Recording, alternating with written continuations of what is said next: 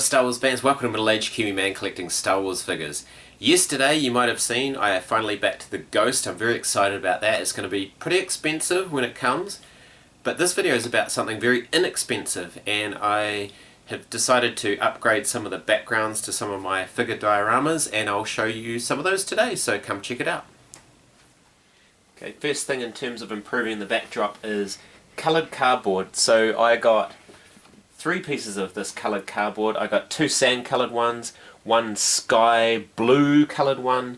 They're 50 by 65 centimeters, so they're quite big, and they're only $2.50 each, so very, very cheap. And here is Exhibit A to prove my case. So this is my skiff diorama, obviously been greatly enhanced just by the addition of that sky blue cardboard at the back and then the sand coloured cardboard at the bottom, and I think it looks way, way better as a result of that. Falcon Taziri's obviously coming soon. There's Boba Fett jetpacking his way across. And then I've got a real mix of characters on the other skiff.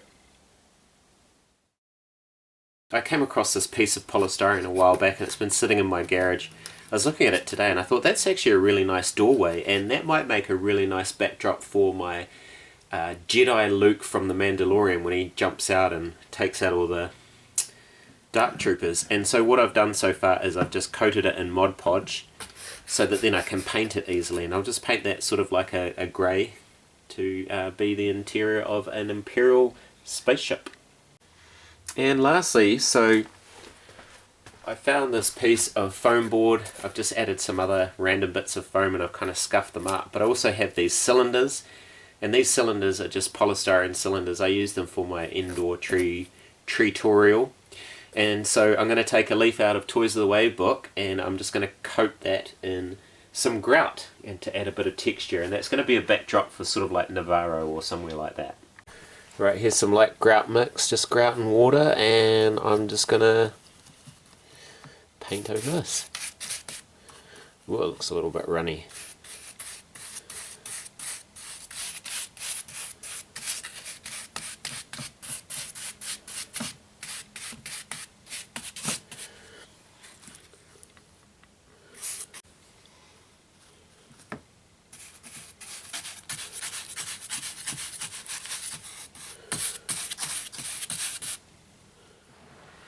Okay, this dried overnight and I'm actually pretty happy with the texture. It's a bit full on. I've had some little greeblies there as well that I've glued on, and the door's got its first coat of grey. It's a bit glossy and a bit dark, so yeah, plenty of painting to come, which is the next step, which will be a lot of fun. Alright, so there's my wall after a couple of rounds of paint. So I need to get my outside of my house painted. So the good thing about that is I've got lots of these test pot colours, lots of off-white greys and stuff like that, so I thought that'd be quite cool for that wall. And then I've just given it a bit of a dark grey wash, and then I use this kind of copper paint just to give the greeblies highlights. Okay, sadly the copper colour was a bust, it's all dried out, so but I do have this silver sparkly as poster paint, and that works quite well to give things a little bit of a highlight. Alright, so that's pretty much done for that little backdrop. Really simple one, just a couple of easy paint apps, and just made it out of stuff that I already really had to hand. And so just to give you a sense of the scale, we'll bring in Ahsoka here, so it'll make a nice little backdrop for a whole bunch of figures.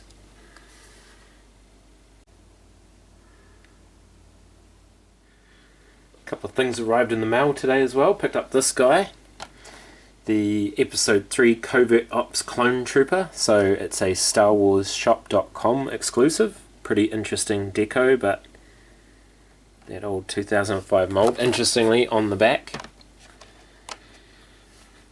the Covert Ops Clone Trooper figure was created to celebrate the release of the final chapter in the Star Wars saga on DVD and VHS. That's it, guys. After Revenge of the Sith, there's no more Star Wars.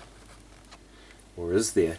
And the other thing I picked up, really cool, I've never seen one of these before apart from online, is a titanium black series 40th anniversary Darth Vader.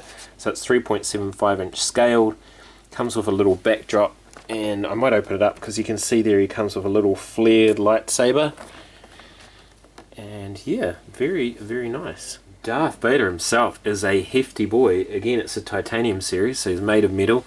He comes with a normal kind of lit lightsaber, and then he comes with a swooshy effect thing, which I think is really cool. He is very, very heavy. He's got no lower body articulation. He's got a bit of a swivel at the hip. Well, heck of a swivel there at the waist, and he's got some arm articulation as well. Bit of a swivel at the glove, and then just some shoulder articulation. Oh, and a bit of a ball on the head, but yeah, he's a hefty beast and kind of pre-posed. So here's the stand that it comes with, and you can see there a nice picture of Darth Vader, nice shiny background, and the stormtroopers, the Death Star, and it is reversible. On the back you've got a Death Star corridor, or a picture of one, and then the base itself is very Death Star corridory. Just before I close out this video, I want to say a big thank you. This is my 200th video on YouTube as MAKMCSWF. I really appreciate all the support I've got from you guys. Thank you so much to all my subscribers and friends, people who comment, people who like, people who watch. Just thank you. It's coming up 2 years now that I've been on YouTube, and yeah, support's been overwhelming, so thank you very much.